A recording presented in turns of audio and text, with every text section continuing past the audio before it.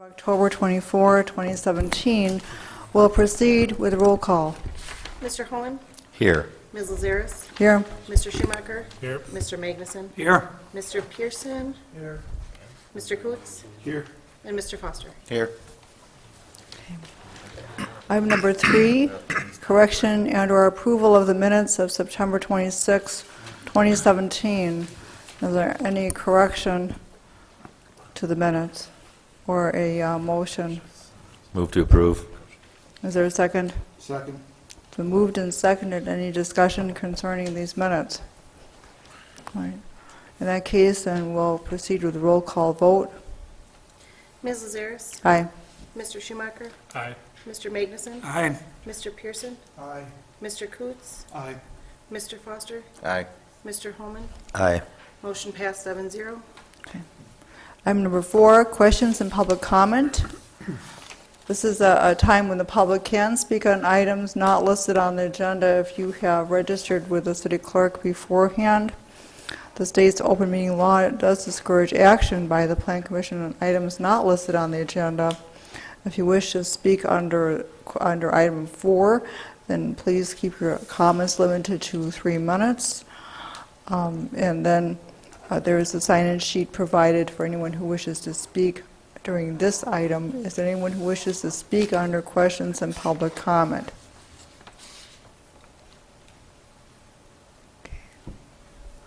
All right, hearing none, we go on with item number 5. Discussion recommendation on conditional use request, Dog and Shrub Distillery, LLC, Distillery and Tasting Room, 301 West Lake Street, parcel 246-0713-1411-014. It's currently tabled. I would like first to start with Mr. Wolff, the consulting planner. Is there an update concerning the request and updated information available? The petitioners have provided some updated materials to the city for review. They have provided revised site plan, building plans, some potential screening options to be evaluated, and it's my understanding that the property owner is been in communication with the neighbor about the lot line issue, which is really the most pressing issue, but I have not seen anything to that specifically. They've also provided some agreements for shared parking, so that has been submitted. Yes, we can have a motion bring it off the table. That's a good idea. I'll make a motion to bring the item off the table. I'll second. So moved and seconded to bring the item off the table. All those in favor signify by saying aye. Aye. Anyone opposed? All right, it's officially off the table. Because there was a continuance from the last month, I would like to hear a motion to suspend the rules to allow the Campbells to answer questions and respond during the discussion. So moved. Is there a second? Second. All right, very well. All those in favor signify by saying aye. Aye. Anyone opposed? Okay, so anything further from staff in by way of new information before we go into discussion? Well, I think the petitioner should provide a little bit of update of kind of what's transpired from their end, especially in relation to the property issue. Again, the city hasn't seen any proposed lot line adjustments, so we're not really certain what's happening. I'm looking at the city attorney to see if he's received anything. I've spoken with both the petitioner and the property owner. I talked to Troy Kloss today, and he has options in front of him. He's making headway from the sound of it, but they don't have anything formalized at this point. Okay. And I think one of the outstanding issues is City Manager Steve Wilke and I were talking earlier today about it with the revised plans. They do show a doorway that will exit ultimately onto the neighbor's property. So it's I presume it's a emergency exit doorway in the back room. So that's a little bit concerning depending upon where that lot line gets drawn, that it would, in essence, open up onto the neighbor's driveway. So, I think there's some issues that need to be clarified by the petitioner. Okay. Mr. Wolff, do you have questions of the applicants for clarification this evening? My specific questions really related to the outdoor operations. If Okay. they've had conversations with the neighbor about the screening and what's preferred, I'm sure the Plan Commission would like to hear what's desired there. We had raised some issues or some questions about operations outside, the activity outside. Has there been any thought to the limit to the hours of operations of them? If they've given some thought to what they would prefer or might be acceptable. And again, the issue with the property, if they know kind of specifically if it's close to resolution or not. Okay. Mr. and Mrs. Campbell, would you like to come up and address the new information and discuss some of the things that have come up since the last time? Okay, you want me to sign in as well? Oh, yes, please. Mhm.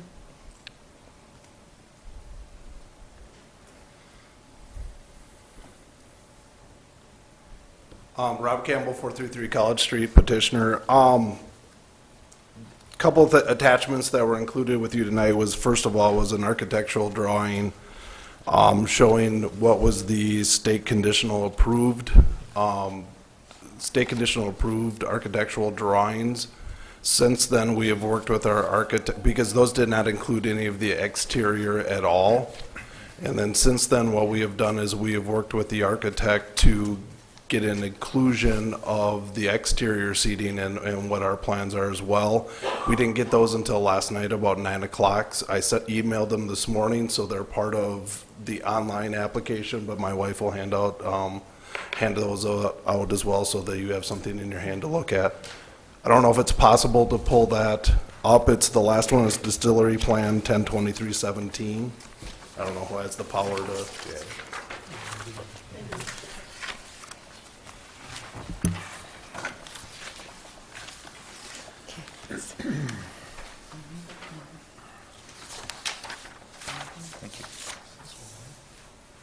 Yes.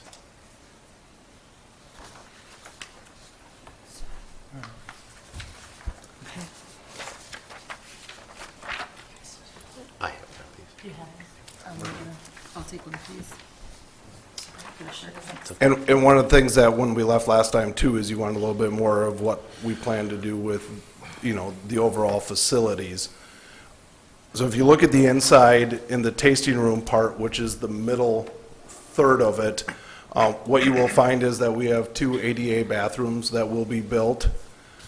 You will find in there that we have a bar with a tasting room. You're going to find there's 10 seats that are currently around it.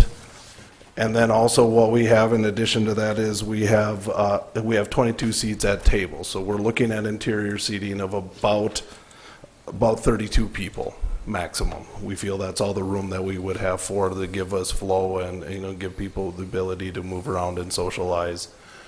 And then if you look at the top third of this drawing, what you will find is that's the actual the interior where the production will take place. In that production area, the kind of spiral-looking thing right in the center in the middle, there's a 100-gallon vodka still that we will be using. Behind that, what we will do is we'll have a 200-gallon mash tun / dripping still as part of our preparation. And then in the very top part of it is what you'll find is that we have 2 200-gallon fermentation tanks. And that's what we will need in terms of equipment for the production process. Again, there'll be very little byproducts from that. Most of the mash that we use, we will be trying to find a farmer to donate that to, so we'll have minimal waste that comes out of that. On the right-hand side, what you will find is that we have a lab area for analyzing the product that we make, and then behind that at the very top right, there's a boiler room that we will have because we'll be using steam heat to heat our boilers. So again, the noise impact of it would be minimal because of the steam heat.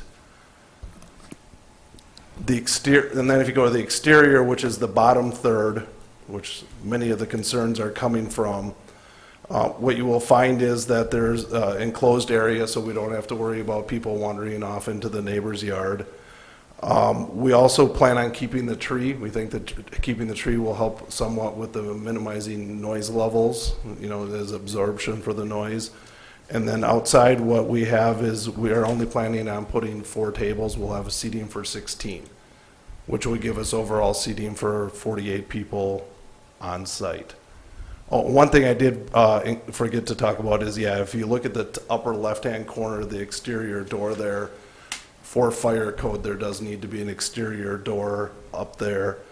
Again, that's not something we plan to use on a regular basis. I do, and I guess I hadn't talked to Sean about that. Sean is here in the audience.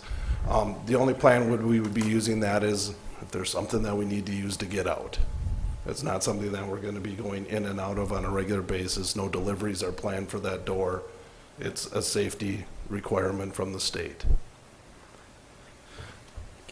So, and I guess some of the other issues to talk about is lighting has come up. We're going to try to minimize the exterior lighting impact on the neighbors. We understand that it's going to, if we have bright lights out there, it's going to impact what's, you know, they're getting into their windows.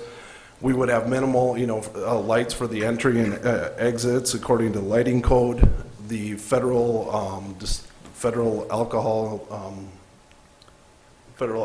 Commission probably does have some minimum lighting that needs to be there for security for storing the alcohol. The sign would have a small light around it, but all of those lights would be pointed towards the building and not towards the street level.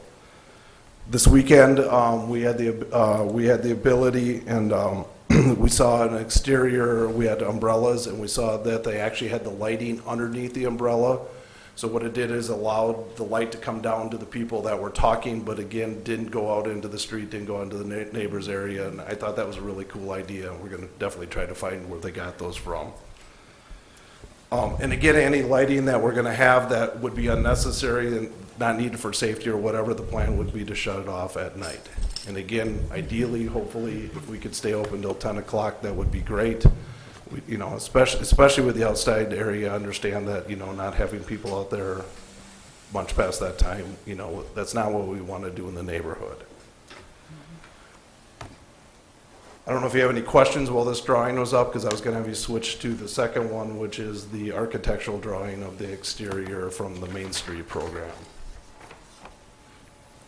Plan Commissioners, do you have any questions at this time? One of the concerns of the planner was the curbing in the street. Have you discussed that with staff at all? And reestablishing the tree lawn?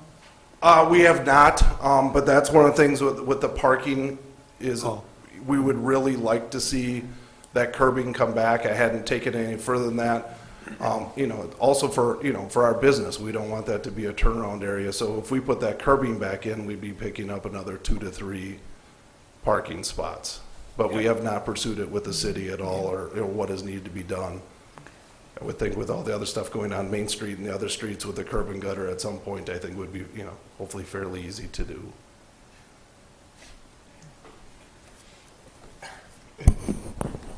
It would be your private contract. Okay, and that's fine. Yeah. We understand that. Yeah, you know. But I think it would be a good thing for the business, and I think it would be a good thing for the neighborhood, so that people aren't turning around in that area. So you would agree to that as a part of your conditional use then? You have no issue with that?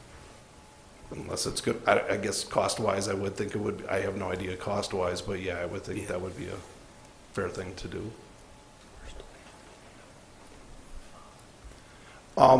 What we have here is the architectural drawing from the Main Street program. This is the same one that we presented last time.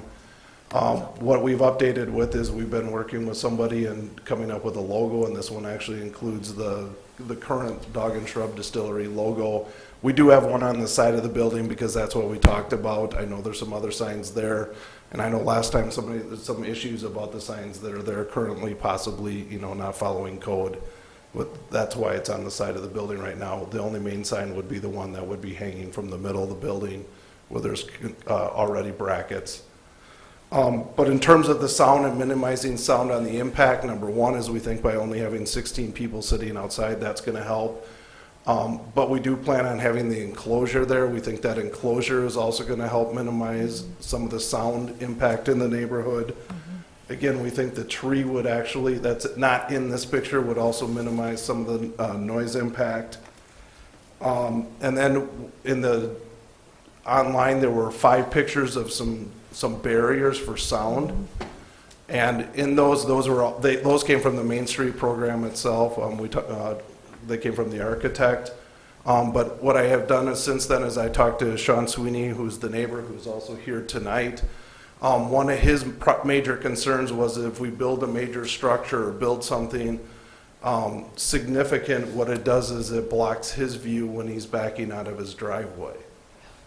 So the idea is, if we're building something high and building something solid, if he's backing out and I know he's got a truck that he uses for his business, it's going to kind of limit his ability to see what's coming around the corner, those types of things. So that was a discussion. We're not opposed to doing something, and some of the drawings that we did have some open screening, those types of things that we could put plants on. So that's what we had for that. And then, again, I think the noise level is not going to be significant. 2 other businesses I know in town that have significant outdoor seating are Lewis Station Winery and Doyle's Dogs. I don't think the noise level, because of the nature of the people who visit a distillery or a tasting room, I think because of the nature of those people, I don't think the noise level is going to be any different than what is occurring at those 2 businesses. And I don't think there's been any complaints from neighbors or anybody else about noise. And especially Lewis Station is close to the residential district right where it's at. Parking. We did do a tentative easement with 3D Acres that was included in the package as well. We did not continue any further with it because we wanted to talk to you about how you guys felt about that type of thing before we went ahead and actually put it on the books and before we got approval to do it. We drove through the parking lot at 3D Acres tonight just before we came here, and there's 20 parking spots that are in that lot, plus the 2 to 3 that we could add to the front of our building by putting curb and gutter in. And then the idea and I know with the dance studio opening up, there's been some traffic from that as well. We don't feel like we're going to be adding to the overall parking or congestion in the neighborhood because typically the hours that we're going to be in production later on Friday night and Saturday or possibly Sunday, that those are the off hours for the dance studios. So we would be using their lot when they're not using it. So we wouldn't be adding to the overall. As for the lot line, I think Sean and Troy have talked a little bit. I did not pursue that a whole lot because I was thinking it's easier for Troy as the property owner to resolve that issue. I had hoped to have been a little bit further along at this point. The other thing that I had, that we talked to our attorney about is other options is if that doesn't get resolved soon or it doesn't get resolved in some way, what we could do is we could talk to Sean about possibly doing an easement similar to what we did with the parking lot where we get an easement for that portion of the property, or what we could do is somehow work out a lease for that portion of the property, to pay for the taxes that are on that portion. So. Right. I don't know if that answers all the questions. I think it answers a lot of questions. There may be other questions. I have a question, Attorney Drescher and Mr. Wilke, are you satisfied with the parking lot easement that has been proposed? I've reviewed the document, and it's fine. I think it's an effective agreement between the adjoining parcels. It's a little bit non-specific. I've seen similar easements in the past that have actual hours that are dedicated to one business versus the other, just to avoid the possible conflict in the future. But the easement itself is appropriate, and it would be effective. Okay. While I have the floor here for a moment, Dustin and I just spoke briefly regarding that door to the northwest, the emergency exit. Yes. And you'd probably want to address that with Mr. Sweeney as well. You probably want an access easement there, and that could be something that would, could be accomplished by you as the business owner. Otherwise, if that's a permanent facility in Troy's building, that might be something that he'd be interested in as well. Okay, that makes sense. And that wasn't initially in some of the earlier drawings. Right, but it's necessary. I've seen windows be used in the same manner before, and I'm not sure if that's possible because of the nature of the activity inside the building. But, yeah, it's a well-placed door. It just opens onto somebody else's property, so address it. Yeah, and I went back and I tried to find, because Sean had showed me where the pipe was when he had it surveyed, and I walked back to trying to find where that pipe was the other day and see where it was in relation to the door, and I don't know. In my conversation with Troy earlier today, he said that he was probably having a new survey done. Yep. And I think surveying off that portion of the property and transferring it from one owner to the other, that's a good way to solve the problem that's before us right now. But there are other options. If that can't occur, an easement agreement between you, a use agreement between you and the adjoining property owner would accomplish the same goal for your purposes. Otherwise, one between the property owners could accomplish that as well. So there may not need to be an actual transaction if that was going to hold this up. And I just was gonna give some time for Troy to Yep. resolve it from his end before we pursued it. That's Because I figure if we what- get an easement on the property and then Troy acquires it, then we have an easement on property that Troy, It's completely not necessary, right? And that's where Troy left it with me today. He basically said that he needed a little bit more time. So I was going to address the Plan Commission. This is probably an appropriate time. If you are going to proceed on advancing this to the city council level today, it'd probably be appropriate to do a contingent upon such an easement or such a transaction in place. Or how about just, There are a lot of items here that are going to be contingent. but how about just having it based on city staff? You know, we've done that before, you know, given approval for something to move ahead with them working the issue out with city staff Right. Right. It could be That would- done. We've done to that move in it the along. past. I'm saying if we But- choose to move it along. Like I said, if you're doing that, you understand that there's signage issues that are going to have to be resolved by staff. Right. There's lighting issues. We'll have to look at the light packs and how the wall packs are set and those types of things. And if he's doing them in under umbrellas, we'll have to sign it. We have to anyways. The screening, we'll have to see the signed parking agreement. The fire exit will need a trespass easement because when they dump out, they'll be trespassing. And the property agreement for the area where the lots are overlapping.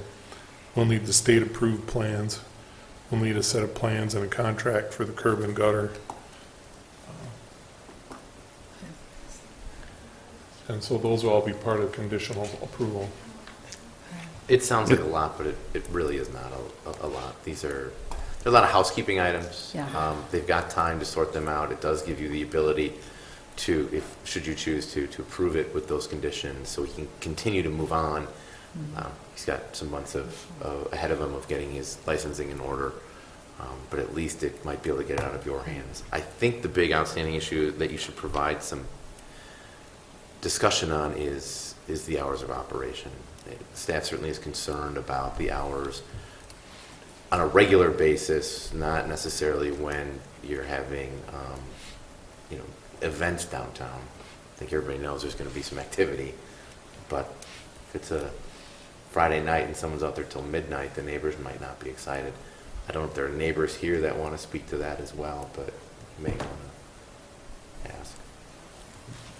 Doesn't impact me, I don't live next door to it, but those are the things that we as staff are concerned about and always like feedback on. What are you thinking on hours? hours, Yes. I mean, our plan is to close at 10 PM. I mean, a lot of our customers are going to be coming from restaurants downtown. They're going to be, before and after in terms of visiting, restaurants and other locations, the winery downtown. We do not want to become a bar. That's not our intention at all. There's other places in town that are there for that. The idea is it's for somebody to come in and have a cocktail or two, before or after dinner and have some conversation. And, I mean, again, I know Rob Lewis, talked about last time as having, not having restriction on hours. I could understand seeing some of it with the outdoor area. I think also as a business owner, again, we know we're getting involved with a neighborhood. We don't want to be a bad neighbor.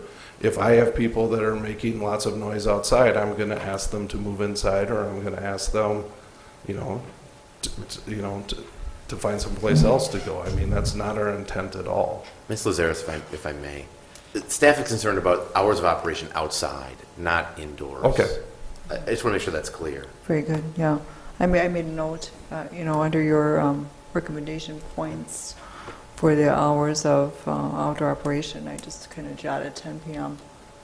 So, kind of getting that impression, so, okay. Can I ask about the curb and gutter too? I mean, as a new business starting up, we have lots of expenses, and the intent is at some point to put a curb and gutter in. Is that something that has to be done prior to us opening our doors? I guess that's what I understand the fact that you want it there. I know it gives us parking spot. I'm just thinking, as we get, we're gonna have a lot of expenses without any income, and then down the road, and I have no idea what 20 feet of curb and gutter costs. And yeah, I guess it wasn't brought up. I mean, we did talk about adding some parking out there, Okay. so. Steve, do you know that? Just roughly? Perfect. No, I do not. Can- I don't know either. Dwayne handles all that for us now. So I was Right. at Paved my street 15. that's been paved and paid for once before, so you have to pay for curb and gutter? Yep, Yes. Why is that? that's a site plan modification. It's not a street reconstruct. So, and they removed it. It wasn't ever constructed as part of the original one because it's always been a driveway. Okay. So it's a new portion. We could special assess it and put it in at some point, and then he could be under a special assessment. But then he's going to have to sign a special assessment agreement. Okay. And that's why I have no idea. I mean, if it's $1,000 or $2,000, yeah, I could see doing that right away, but if it's gonna be 10 or 15. It's not going to be that much. It's, No. okay, that's why I have no idea what. You're removing concrete. Obviously, you have to dispose of that. There's some restoration of the terrace area. Yeah, they got to come out and put in some forms to re-pour the curb and gutter, but it's not a big ticket item by any stretch of the imagination. I just had no clue whether it was a $2,000 or a $10,000. No, and we're not talking that long a run. So Yes, okay. Very good. You think it's going to be over $1,000? I'm not going to guarantee. It depends on how he wants it poured. If it's all concrete or if there's grass put back in, or I would like to see grass put back in. then it gets cheaper. There's enough concrete out there. I would like to bring some of the green space back. Do you know? I can look it up real quick. One second. All right, plan commissioners and staff, we do have in front of us, and applicants, we do have in front of us, the motion was brought back this time as motion 1710-1. Rob and Tim Campbell, Dog and Shrub Distillery, 301 West Lake Street. Again, this motion sets forth the zoning authority under Wisconsin state statutes and the procedures of the city of Lake Mills for conditional uses. It sets out your application, and it talks about the staff review, the plan commission review. What motion 1710-1 does is it recommends that the city council grant the conditional use subject to the following conditions. First, that the petitioner meet code requirements outlined in the planner's memo. Second, the statutory requirements for distilleries, and what actually would be a third item, the Plan Commission does hereby confirm the following findings of fact. Here are the findings.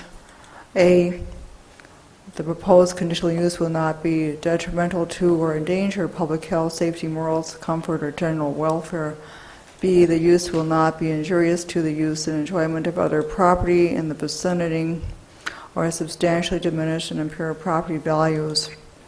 C, the use will not impede normal and orderly development and improvement of surrounding property.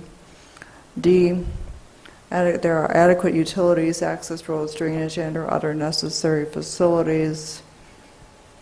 And here, we would, that might get into your curb and gutter issue, but that would be addressed. E, adequate measures will be taken to provide ingress and egress so designed as to minimize traffic congestion in the public street. F, the use shall conform to applicable regulations of the district. G, the use is in harmony with the purposes, goals, objectives, policies, and standards of the comprehensive plan. H, the use outweighs the potential public benefits of the use outweigh any and all potential adverse impacts. And so when I look at the planner's memo, then I think the question I would have of the consulting planner, Dustin Wolff, is this, to what extent would the information you have address now the outstanding items that you have listed in your memo? Well, I believe that Lake Mills Main Street has reviewed and approved the facade, so I don't think that's an issue. Right. The screening, you may want to clarify that to have something that involves the neighbor, satisfaction of the neighbor. Okay. I would hate Alright. for us to say he needs to have a 6-foot one and the neighbor doesn't want one that tall. He'll have to have something there because Right. it's in an area that they're going to have serving alcohol, so it's going to be, I'm thinking, 36 Okay. or 42 inches in height regardless. But if something, I would rather have the neighbor next door be content with what's being proposed rather than the city. The prohibition of parking in front of the residences to the west is really a city issue. Just have concerns that people are parking down the block that are going to be using the facility. So I wouldn't, if they're going to have a parking agreement and direct their customers to the site next door, I don't think we'll have an issue with that. So that could be removed. And again, evaluate limiting the hours. Limiting the hours of operation solely to the outdoor activities. We did not make a recommendation on those hours. Okay. And I know some of the neighbors are here tonight, and I know somebody mentioned about asking for them to talk. I guess I would like to hear their opinions, and I think maybe you guys would as well. I don't, Plan commissioners, would anyone like to make a motion to suspend the rules? The 10 PM outdoor, you're comfortable, that seems reasonable is to, that, you're comfortable with. yeah. I mean, it's not much different than Tyranita stopping the music, or actually Tyranita is 9 o'clock for the music, I think, but, you know. That sounds reasonable. Exactly. Okay, So, yeah. I have a question for Steve. If you defer the requirement to have the curb and gutter, would it be possible to paint parking with the lines? So, you know, like maybe a yellow line at a gutter base, and then like the 2 parking lines, so that people knew that it was parking versus a turnaround. Again, I'm just asking. Is that? yeah, we wouldn't do it, Steve. It would be, we would have to direct them and he'd have to contract with someone to do that. but isn't the street prior to that to the east already lined? I mean, is that done by To the you? east is lined, yeah. But I guess if it's. He's talking about in front of the building where the driveway currently is. Yeah. That's- But in the street, you know, And I understand what you're talking about, but Steve. no, yeah. Yeah, it would still be part of the project, and he would just have to have someone do it for him. Oh, okay. He just has to Okay. get the site approved and have it done. Okay, I just meant then you could have your parking stalls before you had your curb and gutter. Okay. I don't care who does it. Yeah. Thanks. Yep. And Sean Sweeney is here tonight, the neighbor to the west as well, so. All right, plan commissioners, did you wish to hear comments from the neighbors and other people? If that is the case, then I would like to hear a motion to suspend the rules to have people who are present comment if they wish. I'll make a motion to suspend the rules. Is there a second? I'll second. All those in favor signify by saying aye. Aye. Anyone opposed? Okay. At this time, if anyone wishes to comment about the Campbell's proposal, then you can, and please state your name and address at the lectern when you come up.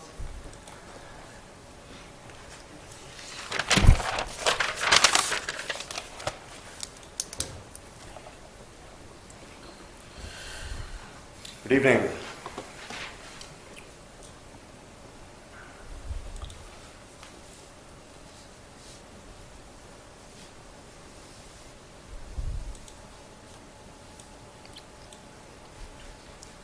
I apologize, I'm pretty nervous. I usually stay out of these scenarios, so please bear with me. So I am Sean Sweeney. I do live at 307 West Lake Street. I have actually bought the house in 2004. As you can tell from past pictures to recent pictures, I have done quite a bit of work. Recently did some driveway work on the exterior to the sidewalk. I've always known that building has always been a business property. There's been times and lapses of businesses being there. Those are the best times I've had. Nobody's there. Less commotion, less traffic, less people, less noise. But I knew that can't last forever. Several businesses have been worse than others. Not everybody's been terrible, but those businesses have always been during the daytime hours. This is the first one that's actually at night.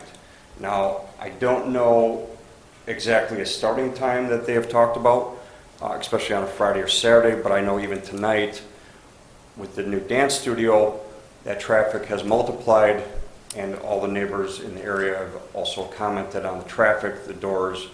I get the brunt of it because it's on my side of the street, and even at 6 o'clock tonight, there was 5 cars on my side and down the neighbors with 4, 5, 6 kids trafficking through that sidewalk and through the driveways. Troy, the neighbor, I've talked to him many times. I always confront him and ask him on when it comes to lot line issues to make sure we're on the same page, that he's happy, that I'm happy. But that's always been in the back of the building. This is the first time that the front has come into play. I've always known that that line went through the building, but it never was an issue because nobody wanted to do anything there. Okay. Over the last several days, several weeks, since I've watched the video of this 4 times, I apologize I couldn't make it last time. I've talked to several realtors to get their opinions on what this business would do to the neighbors, possible gain or loss in property value. There's varying opinions there. I have actually contacted the city inspector to make sure everything on my end, permits wise, we're still in line. I've always gone and get permits for everything I do. I actually talked to him today. I've actually talked to different attorneys, thinking on possible risks of what's happening next door and how that transfers to moving through my driveway if I were to back in or back out of that with the alcohol provided in the close proximity. I've actually talked to Dustin a few days ago just to get his opinion and to give me any heads up of things that could be happening. I appreciate that. Thank you, Dustin. I've actually talked to Rob several times on different things.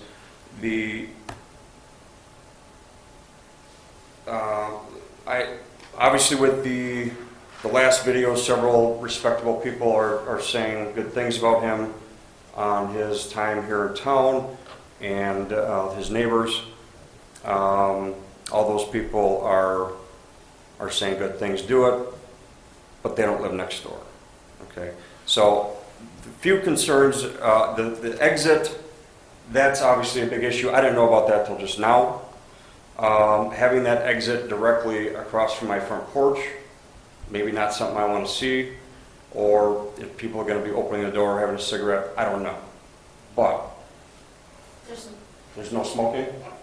It's a fire exit only from what I understand. Okay, so there's no entry or exit no matter what.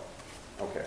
Is it possible to move that to the other end? I'm just saying, do I want to look at a door, a steel door? That's Rob's architect. I mean, or whatever it The is. problem is that's the east side of the building, we don't have access to. Okay. That's why it's where, if you go down the drawing map, you can see architectural drawings. So if you look at that whole right side, that back there, that's all Troy, so you don't have access to that. And there's no way Troy could make a pathway through there to some degree, or no? Maybe where that mop We've sink not is? discussed that, but it's also where his bathroom is. Okay. But as you can see, that's something that's new to me, and I'm trying to imagine what that would look like on that solid brick wall. I realize that the biggest concern I have is obviously that front patio area. I'm not trying to, say anything negative about the business or the the plans for the future, but the sight line and the noise, obviously they're doing everything they can to mitigate some of that. But the distance I have from the building to the sidewalk is limited, and if we're adding possibly umbrellas with lights, that tree's always been there, but it's kind of more like a shrub. It's not very extensive. 16 chairs does not mean 16 people are going to be sitting down out there. So I see it, if you're going to have, Rob's words from last time, maybe 20 to 50 people, how many people are actually standing there around the tables, also blocking that vision of what's happening on the sidewalk and down the road. I guess I've been to several wineries and distilleries over the years. Probably a good reason Lewis Station is still open. Going to those, I've also seen several have tour buses, so where people are filing out. But the distance I have from the building to the sidewalk is limited, and if we're adding possibly umbrellas.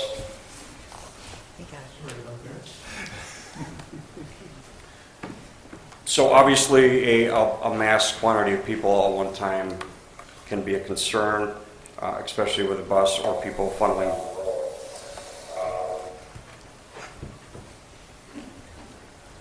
Not saying that's going to be an issue, but I'm just bringing up worst case scenarios because I have to do it, thinking of those things. And obviously with a large crowd, people tend to get louder than they intend to. And is that loudness going to be an issue for either me, directly the neighbor, or those directly across the street, which don't have a whole lot of screening or partial building blockage to help them?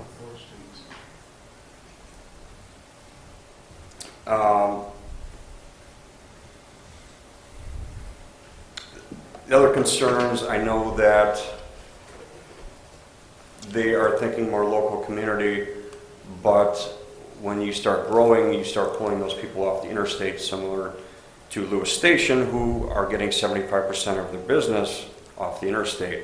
If Lewis Station is now saying come over to Distillery, well, there's obviously more outside traffic and outside people, and sometimes that character isn't always greatest in a spirit drinking establishment, considering the winery is actually just wine, and some other miscellaneous there.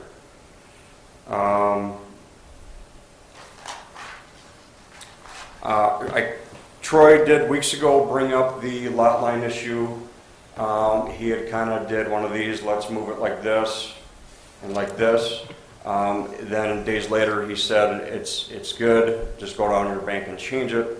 I have not seen anything in paperwork. I have not seen any square footage changes. I don't know the exact layout of where that line actually is moving to or changing to. The questions I'm going to have is, what control do I have over what with that line? Now, I know I didn't talk to you, about it, but I don't know if I don't move that line, what happens? If I do move the line, what happens? Or is there other options? I haven't heard anything. Well, I'm looking for Ms. Lazaris to acknowledge us, but you hold all the cards with that. If you choose not to sell, you choose not to sell. And if you choose not to entertain an easement, I mean, this is your property. There's nothing that requires you to do so. If they don't have the ability to use, I'll just call it that triangle of land to square off the property line, their plans would have to be adjusted accordingly and evaluated by the Plan Commission and ultimately the council.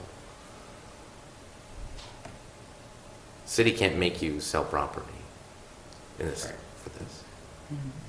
The question I guess I have for Rob is, that wouldn't stop the inside production, right? Or would it? The delivery door is on your property. So we would be able to deliver anything. Oh, the garage door. Garage door, The overhead glass garage door? which would be where we would deliver. I'm just, And we still need the side door, because this is yeah, that's a state mandated. Mm-hmm. Where it is along that wall, we could maybe move it. I guess I'm kind of running out of questions. I've kind of said quite a few things. Obviously, the biggest concerns I have, I think, which are also shared by the neighbors, are the extra traffic, the noise, and the possible hours of operation. Now, it's different for everybody, and without knowing exactly how this business is going to operate a year or 2 years down the road, it may be different than what I'm thinking, but I have to at least think worst case scenario, and I guess at this point I don't have every answer from the owner, Troy, or a decision on what to do quite yet. So I've got two things, and the first being the case that we don't know what that lot line is and what's going to happen with it. That really ties our hands. We really cannot give a conditional use unless we have that sorted out. Am I wrong in that? We can't give a conditional use permit to a property that is partially owned by somebody else. Well, I guess I changed the wording a little bit. Partially owned by somebody else without the right to have access to it. Right, yeah. You could, as Steve has already mentioned, you could conditionally do it, but it wouldn't come to the council until all these issues are worked out. I guess that's what I was trying to come to. Is that when the staff is going to work on it and make all these conditions fall into something that we would think is normal. Now, the hours of operation, that's a Plan Commission, City Council decision, but that's why you hear from the neighbors. Yeah, I just think we'd be a little bit negligent if we did push it forward to the council without those pieces answered. And then the other piece is with a conditional use, just so you know, that conditional use can be yearly, 1 year, 2 years, whatever. And if they don't meet certain things and they're causing disturbances, things like that, that conditional use can be reevaluated at most any time. So I have heard the word temporary easement, right? Or they temporarily use that section. yeah, because I mean, a temporary easement is only as good as however long you own it, unless that's signed for the next owner too. So that could be some issues to come up with in the There's a future. couple flips here. You're talking the length of the conditional use permit, which Yes. is our granted authority to run the business and the conditions related to how the business is run. A temporary easement is your right to allow them how long they have access to your property. And that would be something you would sign. There's a permanent easement and there's a temporary easement, and then there are like temporary limited easements, and all those things you should be talking to your attorney about. You know any good ones? Yes, He works for me, though. I've got it. Who doesn't? I've got a bunch of names I can give you if you need an attorney. Mr. Sweeney, I have one question. Earlier, it came up where, specific to the screening on the edge of the patio and how that was right next to the driveway, and it was even stated, oh, we want, I believe the city attorney stated that we'd love to hear what the neighbors want there, so as long as we have the neighbor talking, do you have any thoughts on what kind of screening you would want on that specific edge by your driveway, or do you know how high would be too high or how low would be too low for? Well, I tried to do a few measurements, okay? Sitting in an average car, you're about 4 feet high, looking out.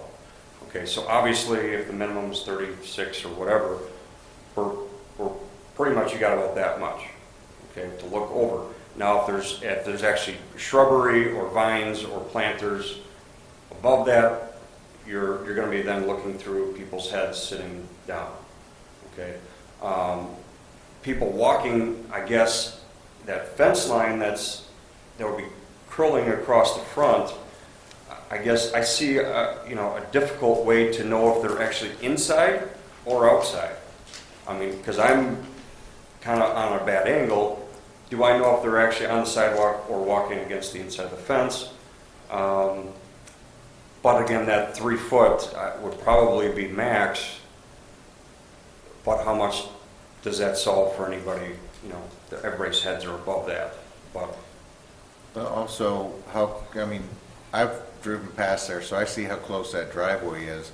If there was too 8 much, feet. yeah, if there was too much screening there, you could potentially be backing out and you could miss kids and things like that too. That's exact. Anything under a dog with a Right. 6 foot leash, I wouldn't see that, Right. with a fence. Even So, I mean, that's obviously other concerns is do I got to get out of my car every time, run to the sidewalk, look both ways, quick get in, and then go. Right. I mean, that's obviously in the case of backing out, driving straight out is different. But that's obviously a big concern. Normally, when we have vision triangles, you're looking at shrubs and brush that are supposed to be 2.5 feet or shorter, and you're supposed to have a full vision triangle running in both directions of 15 feet. So you would definitely have an issue. He'd want to have some kind of cut in that corner. That's what I was just looking at too, is that could be kind of cut off. Yeah. I don't.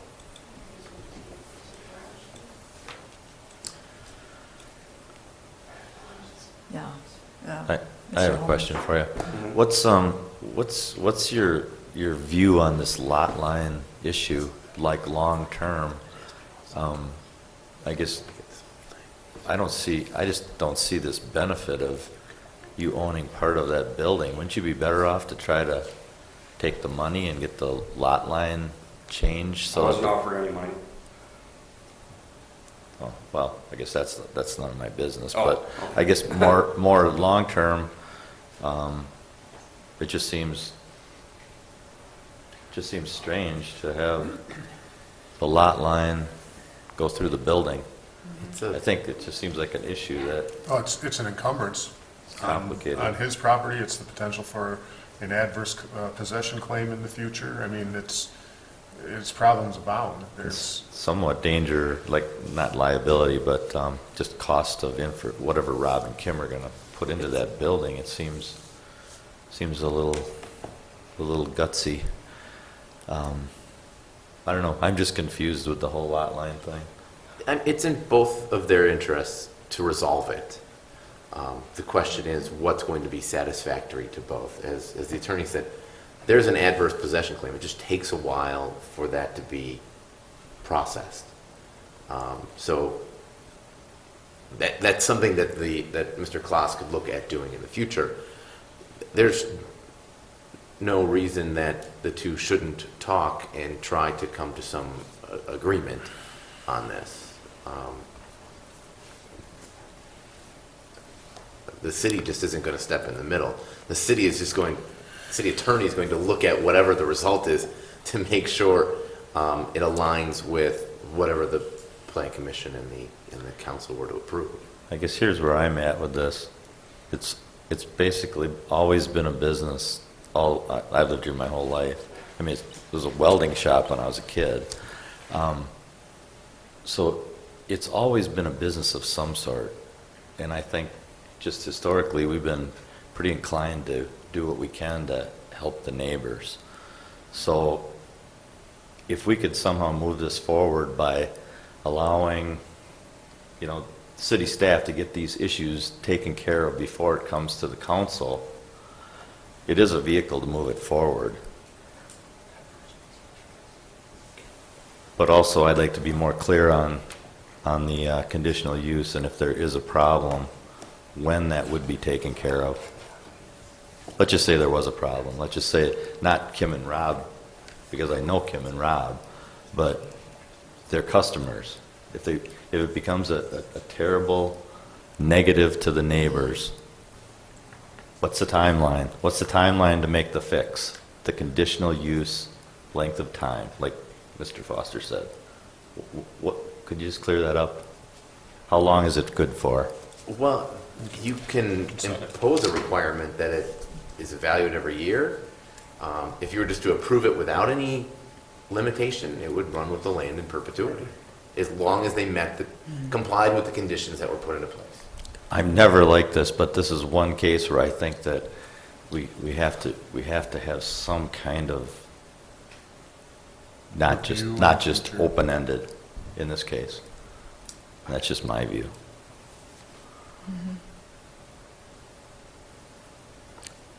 I would agree, Mr. Holman, because of the number of unknowns in this case.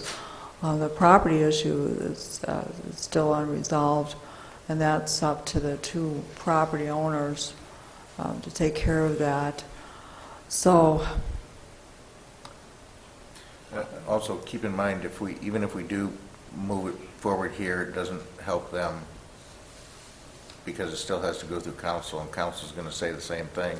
that's right. Yeah, but it wouldn't go through council until the issues were taken care of by staff. So it wouldn't come to you until all the criteria was met. Right, but they could still take care of that, and then we could complete our job here to make sure it was completed first before it was moved on to council. Yeah, and one of the It's like a checks keys. and balance. One of the keys to any conditional use request is a site plan. And a site plan has not been possible because of the unknown of the boundary. So a site plan in which the building is related somehow to the lot lines, which doesn't appear to be possible yet, is not present. It's not present. So I think, if staff would have a high comfort level at receiving this from us with, a whole set of necessary conditions, I would have no issue with that. But however, the absence of a site plan, which is not even possible at this time, is, what is your take on it, staff? Are you comfortable receiving this from us without a site plan at this time? I mean, we've done it before. I don't have any problem with us doing it. It still has to go to the city council. I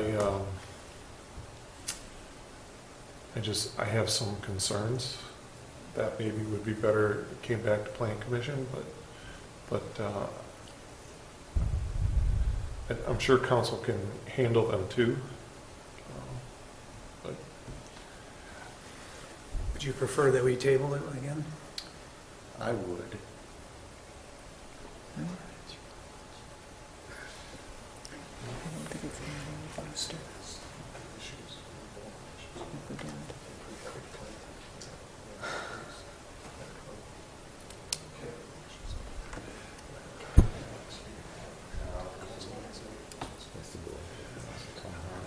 Yeah, if anyone wishes to speak, please come up because of just because of being able to hear you.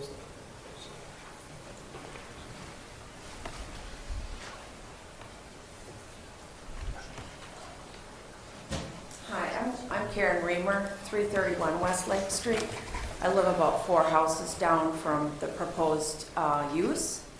And there's a number of my neighbors also here on Lake Street. There has been increased traffic, of course, as we've noted, with the dance studio. And there's a number of questions that I would really like a little more time to work with the proposed business owners about with respect to deliveries. When are they going to open? Because the dance studio is open after school until about 7 or 8, and they want to be open till 10. So I think between the times when the dance studio is closed, they would have use of that parking area.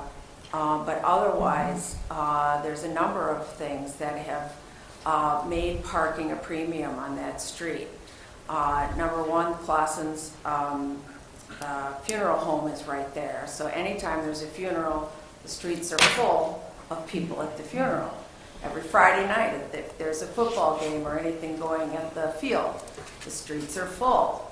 And then dance studio, and then another business. And we just, I guess I'm speaking on behalf of my neighbors here, concerned about how that's going to work. Moreover, in 2018, they're going to be closing Main Street and redirecting traffic right down Lake Street over to Ferry Drive and south as a detour. What's that going to do? So I think there is a need to look at it a little bit longer before you approve the conditional use. And I would request that we have a little bit more time to talk with Troy and the proposed business owners. And I'm not against business. I'm pro-business.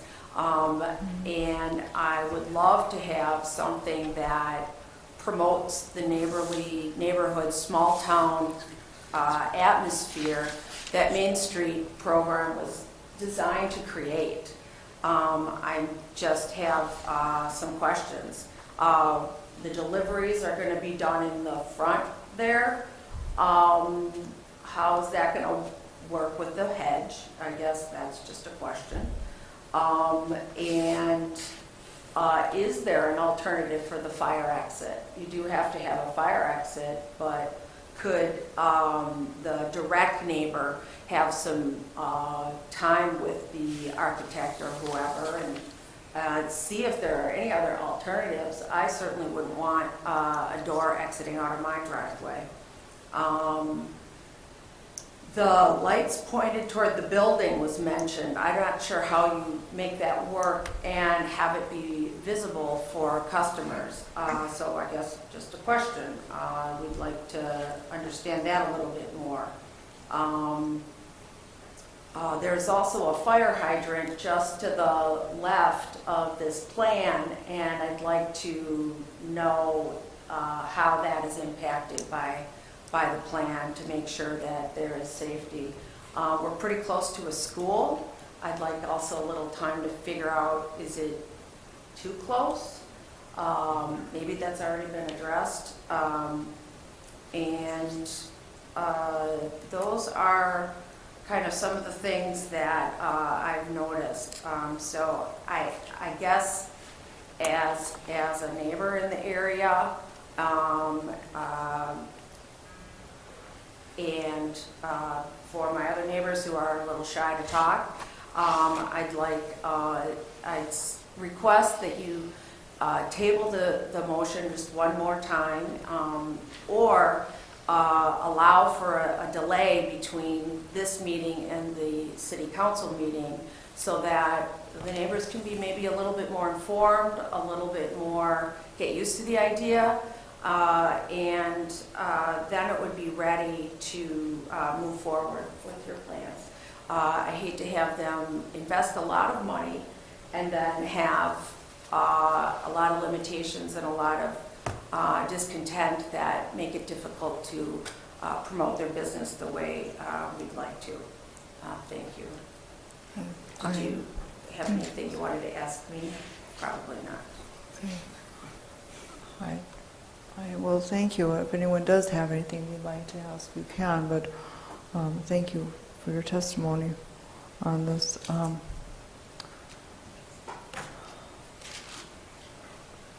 Staff and plan commissioners, I for one would prefer to see a table, but I would like to know which, if the commissioners would like to do that also, because there are too many outstanding, in my view, there's too many outstanding issues. Oh, sorry, oh, yeah, sorry. Yeah, come on up. And then again, if you would say your name and address for the record.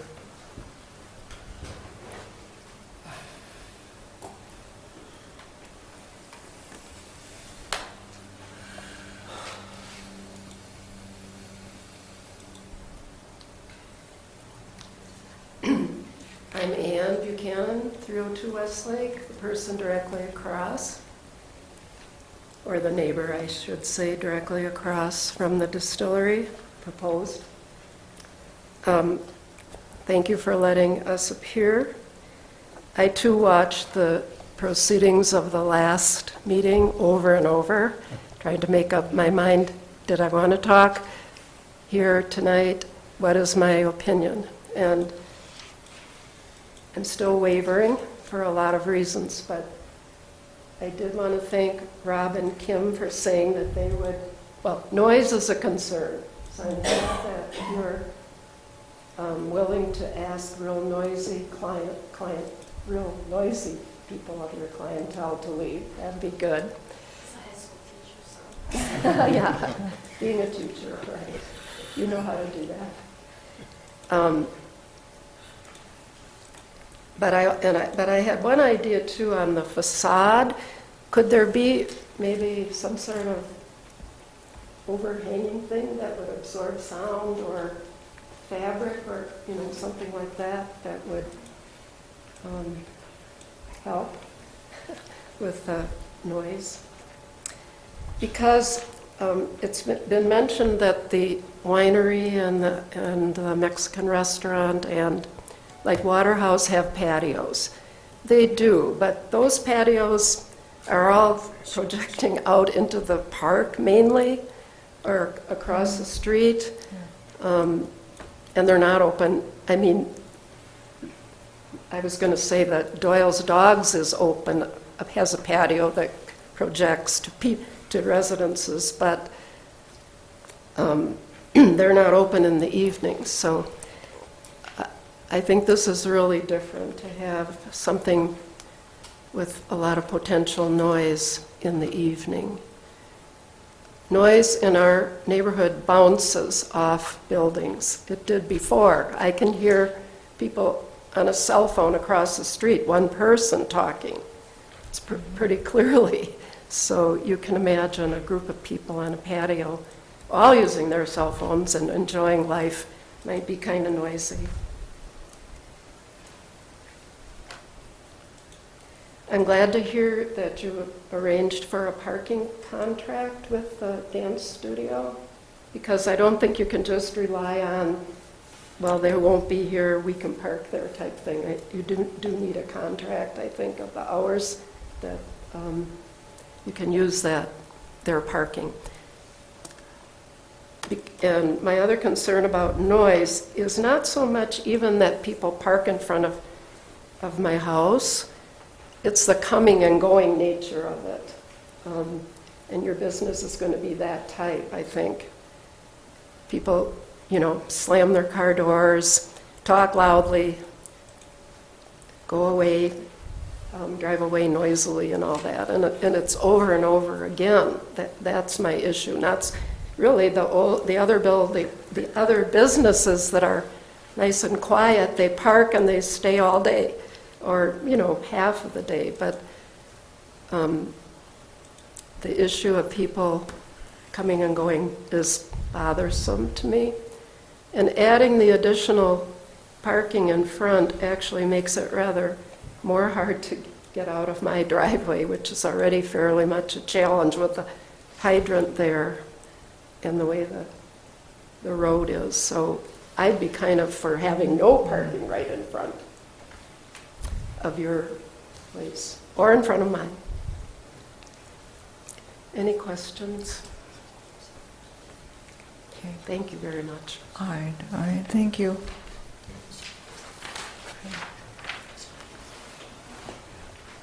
Is there anyone else who would like to speak?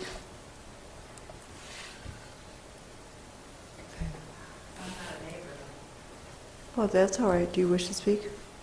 Just state your name and address.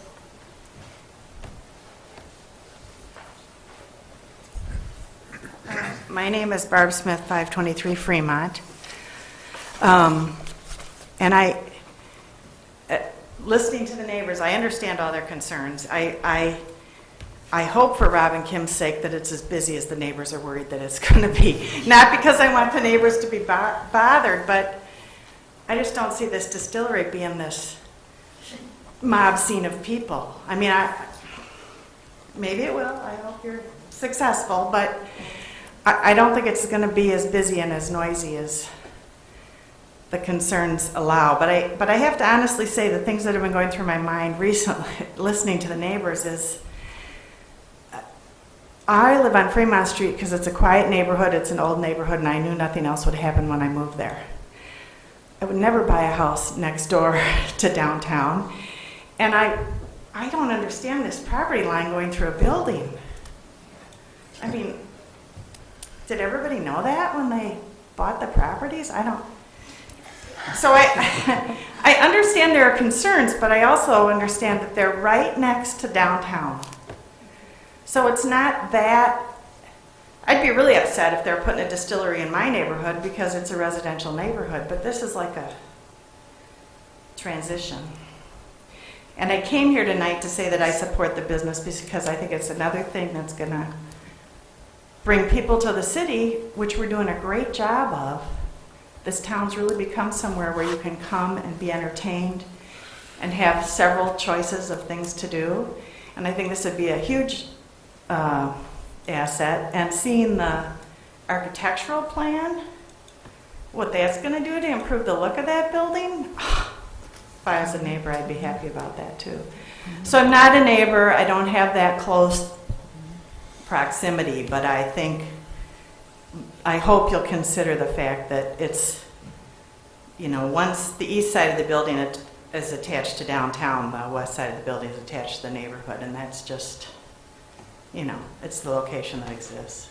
And I don't think personally that because it's a distillery, it's not going to be there's not going to be a 2 a.m. bar time, and it's not going to be 20-somethings that are getting trashed and making a lot of noise. I just don't think that's the way it's going to go. All right, that's my piece. Okay. All right, thank you. Now, Mr. Sweeney.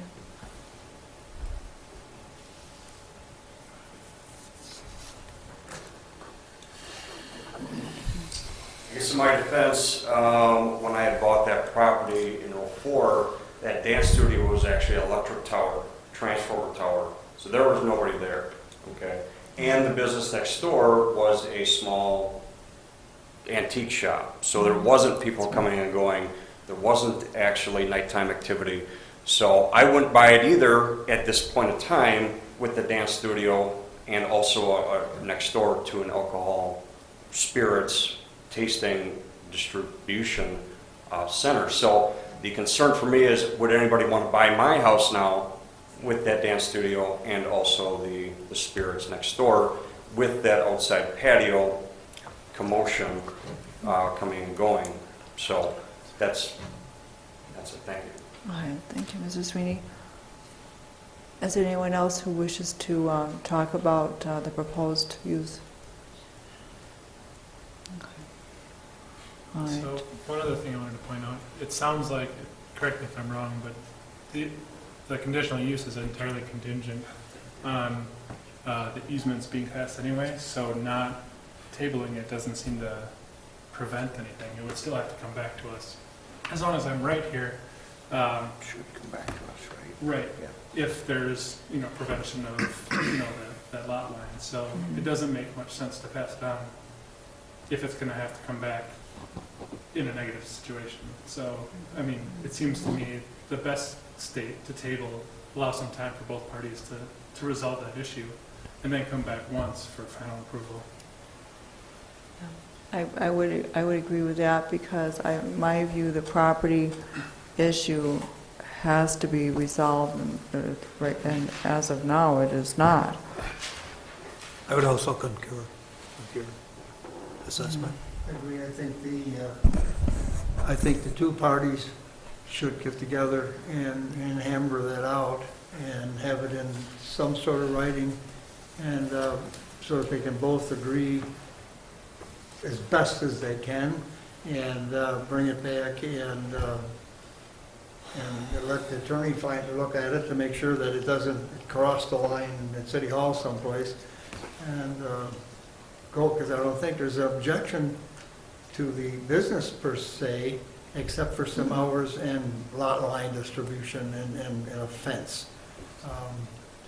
I think you guys should get together and hammer that out between the two of you and come up with something in writing to give to us that says this is what we agree on. Yeah, the property owners need to speak and come up with something, and because these applicants are now being held up.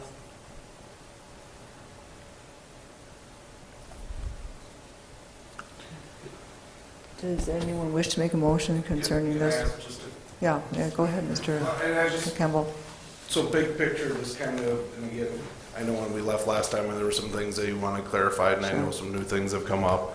So obviously, resolving the lot line and the exit door would be two things that we need to do with Sean. But I guess the other aspects too is then, at this point, what do you feel are some of the other contingencies? I know we talked about, at 10 p.m., that would be the latest. I mean, is 10 p.m., I guess I'm trying to get some ideas. So in the long term, what can I expect if we're going to put this off for another month? And I understand putting it off for another month, but I also want to know, what is the big picture of what you anticipate at this point? Because we're paying rent on a building that's sitting empty. I guess that's... Yeah. What I heard this evening is that, if you do have alternatives for that emergency exit door, and see, one thing that might help is the lot line issue alone, but because now it would be unknown as to how far the emergency door is from a future lot line. That's not even known. But then that was an issue. I heard that issue come up. As for the Plan Commission, that wouldn't necessarily be an issue of ours, but it is an issue I heard, and it's something that if you can have an alternative, that would be that might be helpful. It's I think we understand that for the outdoor seating, we are settling in at 10 p.m. And I think your clientele would be such that these are reasonable people with appropriate manners, and they're not going to be a train wreck on the neighborhood. I wouldn't anticipate that whatsoever. And I think it would be good to have an acknowledgement to have with the neighbor. To have your screening plan and if the neighbor would acknowledge that, yes, this is a screening plan, I am satisfied with the screening plan, that is, I think that would be in your favor. Yep. So are we deciding that, is there a consensus that the conditional use plan would have limited hours assigned to it? We've kind of went back and forth. I believe so. For just the exterior. I mean, not that we plan on the interior being. I mean, like if the Badger game is going on, it doesn't get done till 10:15. Yeah. Do I This is for the outdoor seating. Yeah. Right. For 10 p.m. for the outdoor, and the Campbells are not going to allow a ruckus. Just from having heard them speak and the people and their backgrounds, they're not going to allow a ruckus. You don't have to be concerned about that. So I But would otherwise, I think the key is if you can have if you get this to where a site plan can be produced, because we can see your facade, we can see the proposed screening. These are good elements to come through. What we still can see, and which is not possible for you yet, is how does this building sit on the lot? Yep. Because you don't have a... Yep, and I'd hope that had been further resolved at this point. Yeah, and here it's really an impetus of the property owners to, and it would be good, it's in the favor of both property owners to get that resolved, because neither one is served by that strange property line. Neither one is, and so it would be in both their best interests. And the other thing too is the busyness too is, something that Barb referred to as well, is, if you look at Lewis Station now, Lewis Station is really packed, but a big part of that is also because they're serving food. Yeah. Which is bringing in additional, idea is look back where Lewis Station was 5 years ago, before they were doing a lot of the food, late at night, there really wasn't a whole lot of business, and we do not have any intention ever of adding food. So, so I know that brings a lot of extra foot traffic as well. So I do hope, someday I hope we do get 50 people in there, but. Yeah. I'd just like to make another comment, just so you're not surprised. I would expect us to come back with a requirement that the plan be reviewed in 1 year for good neighbor policy and things like that. And then normally what we'll do with that is after 1 year, if there's no complaints and there's no issues, we take that yearly restriction off, and then it continues on until the end of you doing business there. So just, I don't want you to be surprised if you see that. So I'm supposed to make a $250,000 commitment for 1 year? I guess that's what I look at, and I know Steve, I'm buying $100,000+ worth of equipment, $100,000+ worth of renovations inside and outside. I can't make that commitment for 1 year. That's just not good business. And if that's what you guys are going to do, then that's what you're going to do, but I don't know. I guess I don't have the answer to that. For that yearly review, are there set in stone stipulations, so check marks so you know that, you're fine throughout the year, or Yeah. so it's We not can set ambiguous or based on Yeah. complaints or anything? Okay. Yeah, you can't be arbitrary with Right. that kind of thing. You just cannot. So it wouldn't be, it was this thing or that thing that came up. If they're meeting the conditions that were set at the time, then it's fine. I guess, is that something then that can be formalized by, I don't know who does that from the city side, or if you guys do that? I guess I would like to know what that's going to look like before we get here in a month, because then what happens is if we wait another month, and then all of a sudden you're saying, this is going to, in a year, these are the things we're going to look at, and if that's not something I'm comfortable with, or we're comfortable with, again, I'm trying to say that we're good faith, and I understand also putting in there, but I don't know of a business person that would do that. Ms. Lazaris, Yeah. and a question for Mr. Foster. The concern seems to be the outdoor activities more than the indoor activities. In the parking, and the noise, and the Well, the annoyance to the parking- neighbors and things like that, so it's gotta be a good neighbor. I understand that, but remember, this is the downtown. The downtown district doesn't have minimum parking requirements. The expectation in downtown is that you park once and you walk blocks. We had this around the corner with the other brew pub that wants to locate over by the Legion Hall. Okay. Trying to make sure that people aren't parking kind of down the block into the residential area is always a concern. But for parking, I think you're somewhat limited in what you can do because it is the downtown. There's no minimum requirement. The outdoor activity is from the staff perspective, is the biggest concern. If that's something that the commission would like to see evaluated, and that might be the one thing, if you don't have if you don't have good patrons, Yep. you know, that, that perk could be removed from you. And I guess that's something I would be more agreeable to, Yeah, that's a good way of is, putting it. you know, That's, I think that's the biggest concern that we would see from the neighbors is the noise from outside. And yeah, I can't see many other stipulations that would cause you to lose a conditional use permit.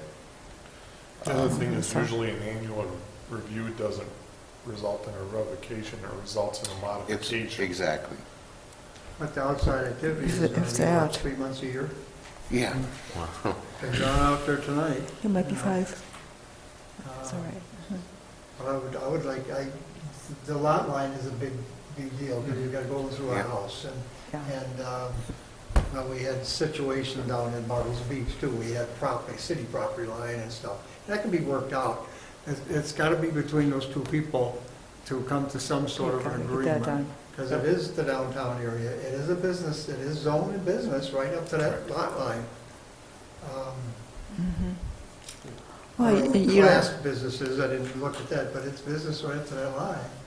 And so to say, well, you can't do it now because, but it is legal right up to there. Well, certain businesses. It's a conditional use. I mean, On a that's the conditional point. You use, I put understand conditions that. on it. And business. a conditional use, is, as Steve likes to say, is for a condition. Right. And if the condition is not met, then the You can use revoke the goes away. license. Right. But I also understand his situation too. You put a 1 year on it, there's no way he's going to invest half his savings to do something and say in a year, well, I'm sorry, you got to rip it out of there. That would be immaterial. So if it's a condition, the condition is good until the condition is no longer met. and I would be okay with a year coming back and revisiting the exterior seating, because that seems to be where 90% of the concerns are coming from. I think the neighbors would feel more comfortable with, you know, after a year if we came back and talked about that. But I think to do it for the whole building plan or site, I mean, and again, in addition to doing the lot line and, you know, getting that figured out with Sean and the exterior door, I understand that's major concern number one. Yeah, you got to but- get that worked out. Unfortunately, my hands are kind of tied because I don't own the property and Yeah, I'm only I renting, understand so. that, but, if the building is bulldozed and turned into a parking lot, that does anybody any good either. So, if the two of you could get together and have something in writing and have it approved by the city, that would help a lot, in my estimation anyway. And also, also, Mr. Wolff, you know, you had some modifications to your items, and so if you could, you know, do a short, when this comes back, you could do just a short, you know, a status review, and then do a revision of your items as they exist. Of when it course. comes back. Of course, And we I think can. that'd be, because the Campbells are asking, well, you know, what are these conditions? And so I think that, and if you would be working with them as well, and then this property is going to get resolved. It's just in the best interest of the owners to do it. I'm going to suggest that they start working with us as soon as possible. I mean, Absolutely. Dan got the first set last Thursday, Okay, and some of it came in this morning. okay, And so in order for us to be able to set conditions and work with them on Yeah. on being able to figure out what the conditions need to be, we need more time. yes. Yeah, I thought we'd have the architectural drawings sooner than what we did, but, and is it okay with the parking easement that we don't proceed with putting that in the books and stuff, because at this point, we really, you know. Don't do that until you need it. Okay, Until you know so you're satisfied with at The- this point, if that just sits The there? form of the document Yeah. is fine. If Grigas is Yeah, willing to that's agree to fine. that, Okay. that would be a condition that the license is Okay. predicated upon, but you have a workable document, Okay, certainly. and I just wanted to make sure that, again, something that we don't have to invest in and put limitations on somebody future too, so. Okay. So to prevent holdups for the next time, are there any other outstanding items that need to be resolved in the opinion of the staff or here? So we don't like leave this and then come back and have another Right, discussion? yeah, I I agree don't want, with I that. don't want I to, I totally don't want to agree see with this that. table Me in too. November. Well, as a site plan starts to develop, the conditions modify. So as we start understanding what he's thinking and looking at them on paper, the visual becomes clearer and you're able to start writing better conditions. So that's why I was saying the more time he gives us, the better conditions we can structure, the more time he has to react to those conditions, so that when we get here, we generally have an agreement between staff and the developer on what the conditions should be. Okay. Looking at the memo that was done before, one thing that hasn't come up at all, but is in the memo, and is something that a site plan will start to draw out, but like the idea of a trash enclosure, if the main entry is the overhead door right there at the front, and that's the seating area, there's probably not going to be a dumpster right in the middle of the patio too. It's that sort of, Yeah, Troy and I had talked about that. He's got a back patio that we could enclose and put a dumpster back there. Or it's not a patio, it's got a concrete pad back there, and Troy and I have already discussed that. But then that needs to be kind of highlighted on a... Yeah, that would appear on a site plan. Yeah. Okay. Yeah, that's a good question. And from what I've talked to other distilleries, your garbage for a week is about 2 garbage cans. So I don't even know if we need a dumpster. You may not, but it, Yeah. Yep. You need to make arrangements for garbage somehow. Yep. I mean, if you, what I'm saying is if you have a dumpster in your private business, you can contract with whoever you want. Or, if it's very limited, you can still use city. So. Okay. Okay. All right, is there a motion concerning? Well, does curb and gutter need to be done as well? Do you want me to, should I price that out? Is that? We'll work on that. I think what we would prefer to do is special assess, and then we'll just spread it out over a time period. Okay. And then we'll have our contractor do it. We generally get a better price because of the multiple amount of feet we do anyway, so. Okay. Okay. So, All thank right. you. Yeah, Mr. Holman, please. I'd just like to thank everybody for coming, especially the neighbors, because you wouldn't believe the times that this happens, and decisions are made for a long time with zero input. So just so you know, from my standpoint, I appreciate you all saying something. Thank you. Yeah, I also. All right, Plan Commission, we still need a motion concerning this item. I'd move to table this agenda item. It's been moved to table it. Is there a second? Second. Moved and seconded. Any further discussion? Okay, in that case, I'll proceed with the roll call vote. Mr. Schumacher? Aye. Mr. Magnuson? Aye. Mr. Pearson? Aye. Mr. Coots? Aye. Mr. Foster? Aye. Mr. Holman? Aye. Ms. Lazaris? Aye. Motion passed 7-0. Okay, and then quickly, while everyone is still here, we go on to item number 6, which is recommendations for future agendas. In looking at November, the 4th Thursday is Thanksgiving, so we need to think about an alternate date on which we could meet. There is a 5th Thursday, which is the 30th, so that, unless there's another meeting being held here. The 28th of November is a Tuesday? No, the 23rd, the 4th Thursday in November is 23rd, and that's Thanksgiving. We're fourth Tuesday. What? Oh, yeah, of course you are. Never mind. Okay. I think I'm somewhere else. Okay, very good. All right, well, and since this is the Tuesday before Thanksgiving, then is everyone going to, Ms. Lazaris? well, can everybody be here? It's the Tuesday after Thanksgiving. The 4th. Oh, yeah, well, you're right, it's the 28th. Never mind. Okay. All right, well, it'll be the 28th in that case. So, after all that interesting commentary. All right, very good. Anything else about the 28th of November that we should know for this next agenda? I don't know that we'll have anything. We have one item, but we need to have a ETZ meeting, and it may not even make it to the ETZ meeting. So- I'm going to be scheduling a public hearing for zoning amendment, very possibly Oh, for the annexation. annexation? Yeah, that So would, I do have one item. All right. All right, if that's anything else to say about item number 6? If not, then we move to item number 7 for adjournment. Is there a motion to adjourn? Okay, is there a second? Second. All right, all those in favor signify by saying aye.